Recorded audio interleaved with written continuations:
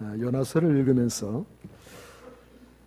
하나님 왜 요나라는 독특한 사람을 선지자로 쓰셨을까 하는 생각이 듭니다. 보통 하나님의 선지자라고 하면 가기 싫어도 가라 하면 가고, 내키지 않아도 순종하고 박해가 예상되는 그런 가운데서 하나님의 말씀을 선포하는 사람입니다. 엘리야 선지자, 엘리사 선지자, 이사야 선지자 그랬고, 예레미야 선지자가 수많은 박해와 어려움 가운데도 그러했습니다.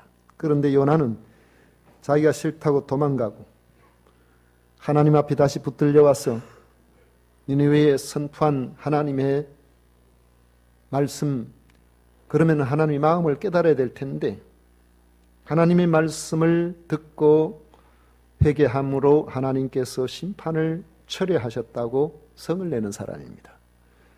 심지어 하나님의 자비로우신 성품 때문에 니느웨에 재앙을 내리지 아니하시니까 차라리 사는 것보다 내가 죽는 것이 낫다고 하면서 하나님께 자기 생명을 거두어 가달라고 떼를 쓰기까지 했습니다. 물론 우리는 지난주에 니느웨 성읍의 사람들이 심판을 면하게 된 것을 요나가 싫어한 그 이유를 세 가지 면에서 생각을 한 적이 있습니다. 첫째로는 민족적인 이유에서죠. 아수르가 위축되어야 이스라엘에 도움이 된다고 생각했기 때문입니다. 두 번째로는 개인적인 이유를 언급했습니다.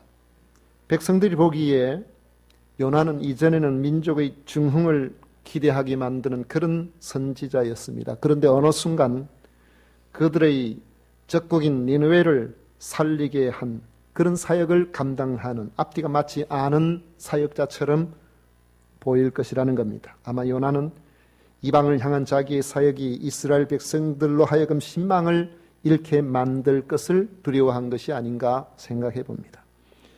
셋째는 신학적인 이유죠. 하나님은 오직 이스라엘 백성만의 하나님이시고 이스라엘 백성만 잘 되어야 한다는 이런 생각을 요나가 가지고 있었던 것 같습니다. 만약에 하나님께서 이스라엘 백성들을 잘되게 하는 일을 제대로 하시지 않는다면 그것은 하나님도 잘못하시는 것이다. 이렇게 생각을 한 것으로 보입니다. 요나는 자기의 생각과 달리 니느웨 성읍이 회개함으로 하나님께서 내리시기로 하신 그 재앙을 철회하시자 노골적으로 하나님의 자비하심을 비난하였습니다. 뿐만 아니라 니느웨가 잘 되는 것을 보노니 차라리 내가 죽는 것이 나으니까 제발 하나님 나 좀 죽여주십시오 하는 이런 어처구니 없는 행태를 보인 것입니다. 이런 요나에게 하나님께서 말씀하십니다. 4절에 보면 여호와께서 이르시되 내가 성내는 것이 옳으냐 그랬어요. 네가 지금 나한테 성내는 것이 옳다고 생각하느냐. 하지만 요나는 하나님의 말씀에 관심이 없었습니다. 무엇이 옳고 그름에도 요나에게는 이 옳고 그름에 대해서 요나에게는 그렇게 중요하지를 않았습니다. 요나에게 중요한 것은 니느웨가 망해야 한다는 것입니다. 하나님께서 40일이 지나면 니느웨가 무너지리라고 말씀하셨으니까 혹시라도 이 니느웨가 망하게 되지 않을까 하는 이러한 기대를 요나는 끝까지 버리지를 않았던 겁니다. 그래서 성읍에서 나가서 그 성읍이 잘 보이는 성 동편에 초막을 지어놓고, 아마 대충 지었겠죠. 계속 살 곳이 아니니까. 그 밑에 앉아서 혹시라도 하나님께서 말씀하신 그 재앙이 내려서 니느웨가 망하게 되지 아니할까 기대하며 기다렸던 것입니다. 5절을 보십시오. 요나가 성읍에서 나가서 그 성읍 동쪽에 앉아 거기서 자기를 위하여 초막을 짓고 그 성읍에 무슨 일이 일어나는가를 보려고 그 그늘 아래에 앉았더라 했습니다. 그는 기어코 니느웨가 망하는 꼴을 보고야 말겠다는 심정으로 초막을 짓고 하나님께서 말씀하신 40일 기한을 기다리고 있었던 것입니다. 이런 요나의 모습이 여러분 상상이 됩니까? 하나님의 마음을 전혀 모르고 하나님의 마음을 알고 싶어 하지도 않았던 이런 선지자를 여러분 상상해 보십시오. 요나는 정말로 대책이 없는 사람이라고 할 수 있습니다. 그런데 왜 하나님께서는 이런 요나를 선지자로 삼으셨을까요? 하나님께서 이런 요나를 선지자로 삼으신 데는 분명히 이유가 있을 겁니다. 요나의 이런 모습에서 이기적이고 편협한 인생의 모습을 볼 수 있고 악한 자로도 깨닫고 돌아와 심판받지 않기를 원하시는 하나님의 자비로우신 그 마음을 우리는 선명하게 대비시켜서 볼 수 있기 때문입니다. 하나님께서는 요나에게 깨달음을 주기 위해서 오늘 말씀에 보면 속성식물인 넝쿨 식물을 준비하셨습니다. 키카온이라고 불리는 이 식물은 잎이 약 30cm 정도까지 큽니다. 제법 넓죠? 그리고 줄기도 상당히 길게 뻗어가는 우리의 박능굴과 흡사한 그런 식물입니다. 아마도 초막 위로 뻗어나간 이 식물은 쑥쑥 자라서 잠깐 머물려고 대충 지어서 그냥 사정없이 중동의 그 뜨거운 햇빛이 내려쬐는 바로 그곳을 잘 덮어주어서 그늘을 만들어준 것입니다. 6절을 보십시오. 하나님 여호와께서 박능쿨을 예비하사 요나를 가리게 하셨으니 이는 그의 머리를 위하여 그늘이 치게 하며 그의 괴로움을 면하게 하려 하심이었더라. 요나가 박능쿨로 말미암아 크게 기뻐하였더니 했습니다. 초막을 만들 때 곁에서 자라던 박능쿨에 대해서 요나는 별로 관심이 없었습니다.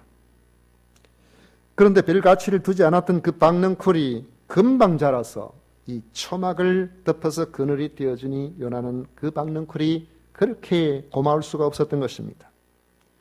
성지순례를 갔다 오신 분들은 이구동성을 하는 말이 있죠. 이스라엘을 비롯해서 중동 지역에 45도가 넘는 그 뜨거운 한낮에 바깥에 나가면은 그 햇빛 때문에 피부가 따끔따끔하다는 그런 이야기를 합니다. 그런데 여기서 사람이 어떻게 사나 싶어도 그늘에만 들어가면 시원하다는 거예요. 아마 습도가 별로 없어가지고 우리가 습도 많을 때는 6월달에 장마철 혹은 8월 말 늦장마나 이럴 때에 온도가 그렇게 안 높아도 온몸이 뭔가 모르게 싸우하지 않아 하면은 그냥 갑갑하고 끈적끈적하고 그런 느낌, 이런 것이 그런 곳에는 전혀 없다는 것이죠. 그러니까 그늘에 가면 시원하다군요. 머리에 뜨겁게 내리쬐던 햇빛으로 괴로워하다가 갑자기 박능쿨이 자라서 그늘을 만들어주니까 시원함을 느꼈던 겁니다.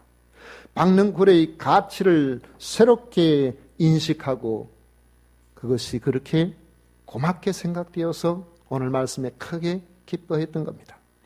그런데 박능쿨로 인한 기쁨은 오래가지 않았습니다. 그 박능쿨은 하나님께서 요나에게 깨달음을 주시기 위해서 준비하셨던 교육자재였기 때문입니다. 6절에 보면 하나님 여호와께서 박능쿨을 예비하셨다라고 말씀한 것과 같습니다. 요나가 박능쿨의 소중함을 충분히 알게 되었을 때 그것 때문에 고맙고 기뻐하는 그때쯤 하나님께서는 또 예비하신 미물이 있습니다. 바로 벌레입니다. 다음날 새벽에 벌레로 하여금 박능쿨의 줄기를 갉아먹게 한 것입니다. 원래 잎이 큰 능쿨 식물은 이 수분에 대단히 민감하죠. 조금만 가물어도 잎이 그냥 뜨거운 빛을 받게 되면 갑자기 축 늘어져 버리잖아요. 그늘이 더 이상 되지 않죠. 그런데 능쿨이 끊어지면 어떻게 되겠습니까? 금방 시들어 버리잖아요. 옛날에 요즘은 하우스 우리 이 지역에 고추를 많이 합니다만은 옛날에는 주로 노지에서 참깨도 하고 또 이 고추도 그렇게 하고 할 때 처음에 막 이제 커서 모종을 옮겨 심고 좀 클 때나 안 그러면은 이 들깨가 이제 자라서 아직 여릴 때에 농부의 마음에 굉장히 속이 상할 때가 있어요. 한 번씩 보면은 무슨 벌레가 그랬는지 밑둥을 탁 잘라버려가지고 그냥 보면은 여기다 툭 쓰러져 있고 저기다 툭 쓰러져 있고 애지중지 잘 키워놨는데 그런 경우가 있습니다. 그러면 너무너무 속상하죠. 오늘 여기에서 말씀에서 볼 수가 있는 것처럼 벌레는 이 식물의 미퉁을 깔아먹어서 그 넝쿨로 하여금 더 이상 땅에서 습기가 올라오지 못하도록 해버린 겁니다. 요나는 이런 사실도 모르고 그날도 초막 밑에서 박넝쿨이 시원하게 그늘을 만들어 줄 것이라고 기대하고 언제 니느웨가 망하는가? 언제 하나님께서 재앙을 내리시는가? 하나님께서 내리신 그 당시의 재앙은 자연재해도 있지만은 주로 전염병이 많아요. 전염병이 돌면은 그 지역을 완전히 확 쓸어버리니까. 지난주에 말씀을 드린 것처럼 이 일이 있기 한 1, 2년 전에 벌써 2차례의 전염병으로 그 지역이 아주 어려움을 당한 적이 있었다는 것을 여러분들에게 말씀드린 적이 있죠. 그런데 이렇게 기다리고 있는 그날따라 그 지역에 소동이 일어나는 것, 그 니느웨가 멸망할 징조를 기다리고 있는 그날 해가 뜰 때에 마침 동쪽에서 뜨거운 사막 바람이 사정없이 불어왔습니다. 햇빛은 사정없이 요나의 머리에 내리 쪼였습니다. 왜 이런 일이 벌어졌겠습니까? 왜 그날따라 동쪽에서 그 건조하고 뜨거운 동풍이 불었겠습니까? 오늘 성경을 읽다 보면 재미있는 대목이 나와요. 6절에 보면은 하나님 여호와께서 박넝쿨을 예비하사 그랬죠. 그 다음에 7절에 보면은 하나님이 벌레를 예비하사 그랬죠. 8절에 보면 해가 뜰 때에 하나님이 뜨거운 동풍을 예비하셨고 그렇게 말씀하고 있죠. 하나님께서 박넝쿨도 예비하시고 그 박넝쿨을 찝을 벌레도 예비하시고 다른 날보다 더 뜨거움을 느낄 그 동풍을 예비하셨다는 겁니다. 사람들 중에는 크고 대단한 일에는 관심이 많지만은 소소하게 주변에 벌어지는 작은 일에는 마치 하나님께서 무관심하신 것처럼 하나님께서 전혀 개입하시지 않는 것처럼 생각하기 쉽습니다.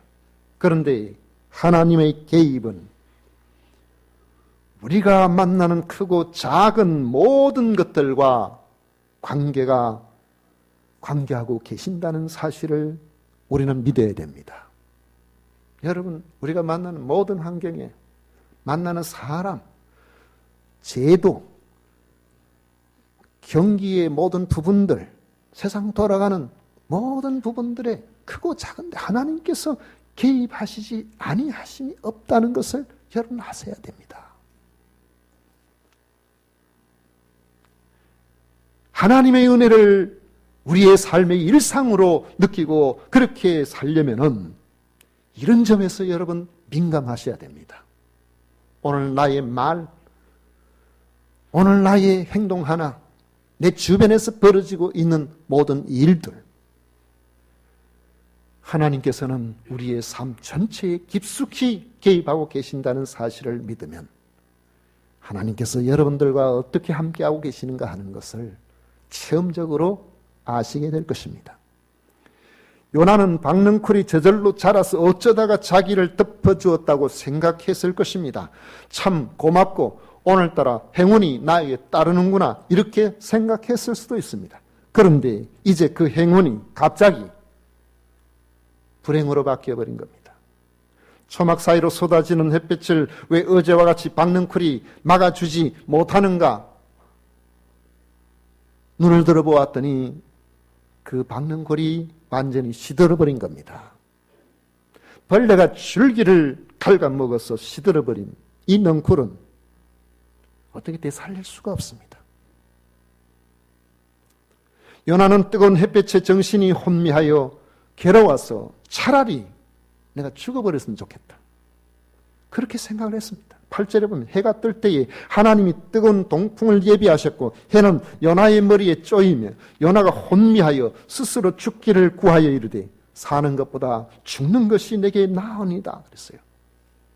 이 요나가 상당히 즉흥적이고 다혈질적인 그런 사람같이 보입니다. 자기 생각과 안 맞으면 도망도 가고 하나님께 성도 내고 죽겠다고 떼를 쓰기도 하는, 어째 보면 재미있는 사람이기도 합니다. 2장에 보면 물고기 뱃속에 들어갔을 때 고통 중에 요나가 기도하는 것을 보면 이제 요나가 제대로 신앙이 들었구나, 요나가 신앙적인 면에서 좀 철이 들었구나, 그렇게 보이는데 그건 우리의 착각이었습니다. 사람 참 잘 안 변하는 것 같아요.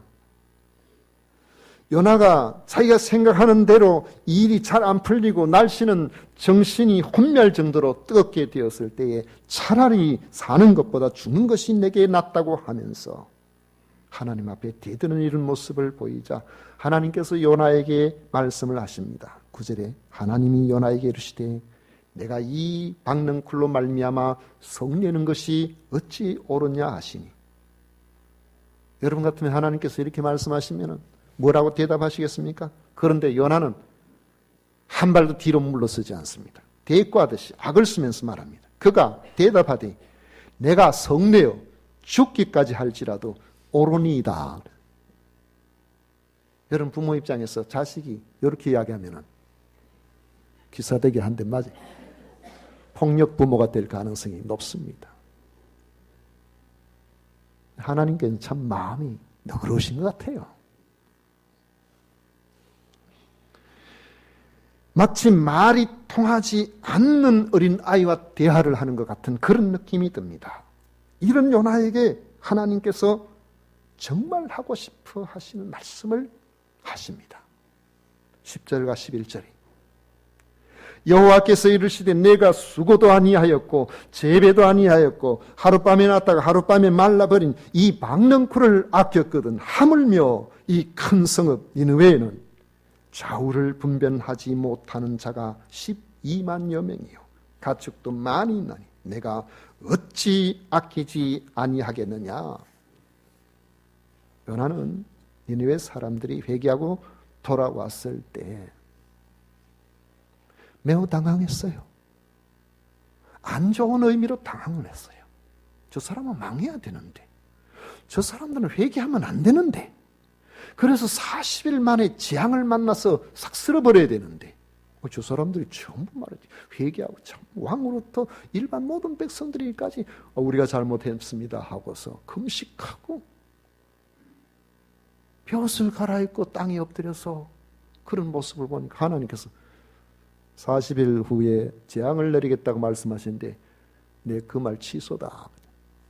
하나님께서 처리해버리시니까 요나가 얼마나 당황했겠습니까? 왜냐하면 이스라엘은 그 당시 이스라엘, 지금 요나가 말하고 있는 것은 북이스라엘입니다. 이 북이스라엘은 잘 돼야 됩니다. 지금 현재 잘 되어 있습니다. 당시에 여로보암 2세 때가 북이스라엘의 최전성기였어요.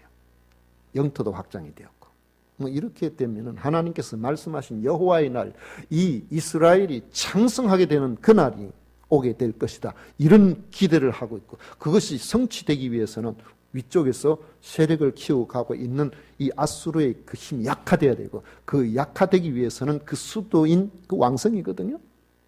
그 니느웨가 망해져야 된다는 거죠. 그런데 그렇게 되지 않을 상황이 벌어지고 있으니까 마음으로 받아들이기가 어려워서 그것을 인정하기 싫어서 혹시라도 망하기를 바라는 마음으로 한낮의 열기를 이겨내며 초막을 지어놓고 그곳을 쳐다보고 있었던 것입니다.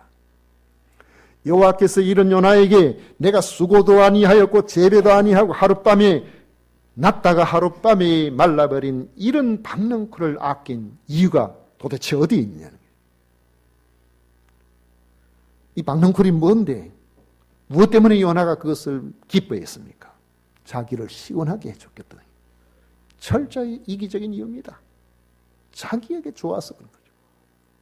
여러분 우리는 이런 점을 조심해야 됩니다. 우리는 나름대로의 박넝쿨이 있어요. 그 박넝쿨을 얼마나 소중하게 여기는지 모릅니다. 그 박넝쿨이 너무나 소중해서 다른 사람들이 개입하는 것을 용납을 못해요. 납득을 못해요. 왜 내게 손해를 끼쳤냐는 거죠. 왜 내 마음을 상하게 했느냐는 겁니다. 그것이 내게 유익하다고 생각했기 때문에 그걸 붙들고 있고 그걸 용납하지 못하고 있는 겁니다. 그런데 자세히 들여다보면 그 박는 굴은 처음부터 내게 있던 것이 아무것도 없습니다. 다 하나님께서 우리에게 허락하신 것들이에요.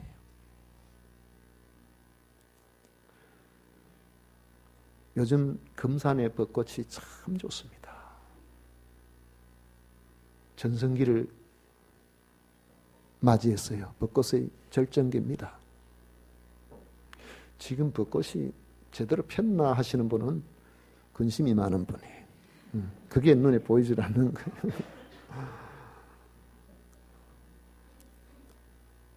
오늘은 초절정기입니다.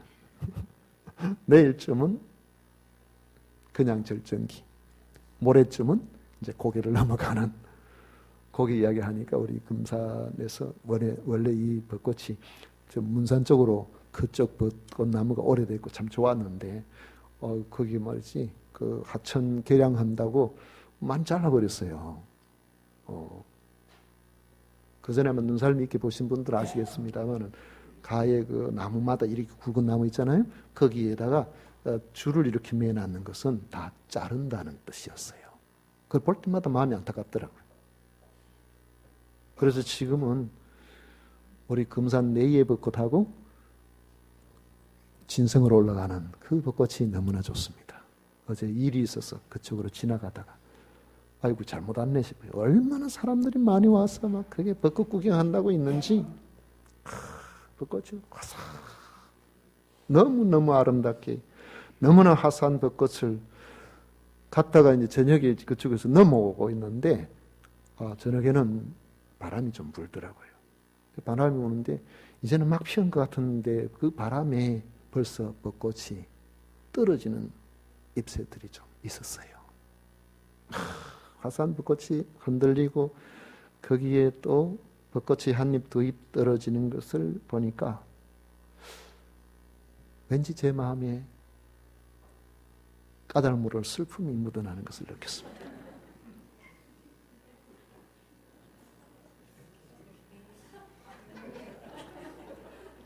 여러분,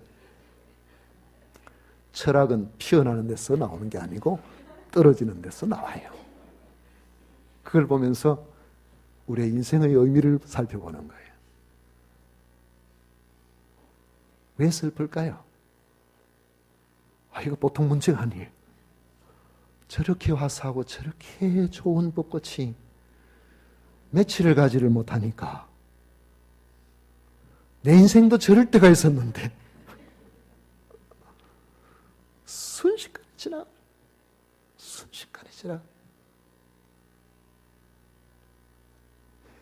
의식을 알 길이 없는 식물도 잠깐 피었다가 떨어지는 그러한 꽃잎을 보면서 참 세월 빠르구나. 그런데 허무하게 인생을 살면서도 현실에 바빠서 욕심에 빠져서 허무한 것조차도 모르고 그렇게 살다가 정신없이 그렇게 죽어가는 인외성의 수많은 사람들을 보면서 참 안 됐구나. 불쌍한 마음조차도 느끼지를 못하고 재앙을 만나서 빨리 죽었으면 좋겠다. 싹 쓸어버렸으면 좋겠네. 여러분, 이런 생각을 하는 요나의 마음은 도대체 뭡니까? 요나는 도대체 어떤 사람일까요? 이런 요나에게 하나님께서 말씀하시는 겁니다. 하물며 이 큰 성읍 니느웨에는 좌우를 분별하지 못하는 자가 12만여 명이요 가축도 많이 있나니 내가 어찌 아끼지 아니하겠느냐. 요나가 자기가 심지도 재배하지도 않은 박능쿨을 그렇게 아꼈다면 온 인류를 창조하신 하나님께서 인생의 기본 의미도 모르고 정신없이 살다가 죄 가운데 빠져 살다가 심판받아 영원한 멸망으로 가게 되는 그 12만여 명을 어찌 아끼지 않겠느냐고 말씀하고 계시는 겁니다. 여러분, 철이 없던 요나가 과연 이 하나님의 말씀을 듣고 철이 들었을까요? 안 들었을까요? 적어도 50점은 50%의 가능성이 있는데 과연 요나가 깨달았을까요? 못 깨달았을까요? 예. 무엇을 보고? 예? 말씀을 듣고. 그보다 더 확실한 증거가 있는데. 예? 예? 그렇지. 깨달았기 때문에 이 책을 쓴 거야. 요나서 읽어보세요. 읽어보면은 자기 자신의 수치스러운 모습, 신앙적으로나 정서적으로나 사람에 대한 그러한 정적인 면나 드러내고 싶지 않은 부분들이 그대로 드러나 있습니다. 하나님의 말씀에 불순종하고 사람을 사랑하지 못하고 하나님의 마음을 깨닫지도 못하고 그냥 자기 좋은 대로 자기 생각대로 그럼에도 불구하고 그의 마음속에는 나는 이렇지만 우리 하나님 어떤가? 하나님께서 정말 하고 싶어 하시는 바로 그 말씀을 오늘 마지막에 하고 있죠. 11절 끝에 보십시오. 내가 어찌 아끼지 아니하겠느냐. 여러분, 니느웨 성에 12만여 명의 그 사람들, 좌우를 분별하지 못하는 그들을 아끼신 하나님께서 누구를 아끼셨나요? 따라하겠습니다. 나를 아끼셨다. 내가 지혜가 있어서 예수님을 믿고 구원을 받게 된 게 아닙니다. 내가 똑똑해서 그렇게 된 것이 아니에요. 하나님께서 긍휼히 여겨주셔서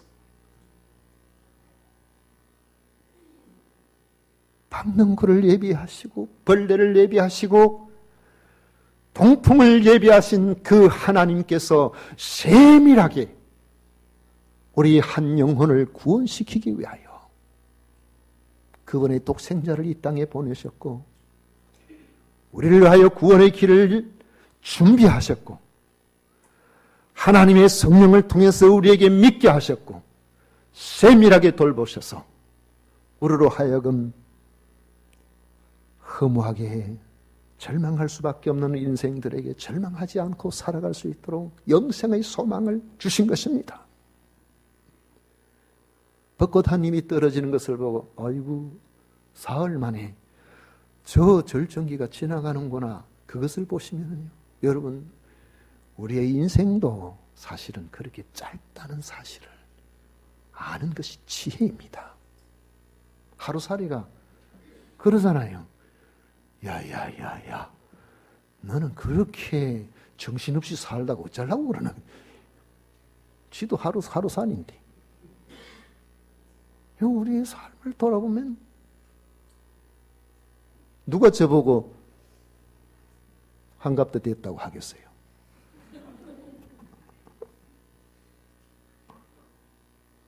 어느 순간에 우리 아버지 한갑잔치 하는 그때가 됐더라고요. 세월이 날아가나이다. 시편의 기자가 그렇게 말한 것은 체험적인 이야기입니다. 순식간에 지나간 우리의 삶입니다. 과연 여러분들은 구원을 받았습니까? 구원받은 하나님의 사람으로 살고 있습니까? 나를 위해서 이렇게 귀하고 복되고 복된 우리를 사랑하시는 그 사랑이 있었기 때문이라는 것을 철저하게 깨닫고 살아가십니까? 나와 마찬가지로 금산에도 진주에도 곳곳에 좌우를 분별하지 못하는 사람들이 많습니다. 우리를 사랑하시는 그 하나님의 그 크신 사랑은 저들에게도 마음이 가 있다는 것을 기억하셔서 우리 하나님의 그 크신 사랑, 우리를 향하신, 우리를 아끼시는 그 마음을 오늘 요나서를 결론 내리면서 여러분들의 마음속에 간직하시기를 축원합니다.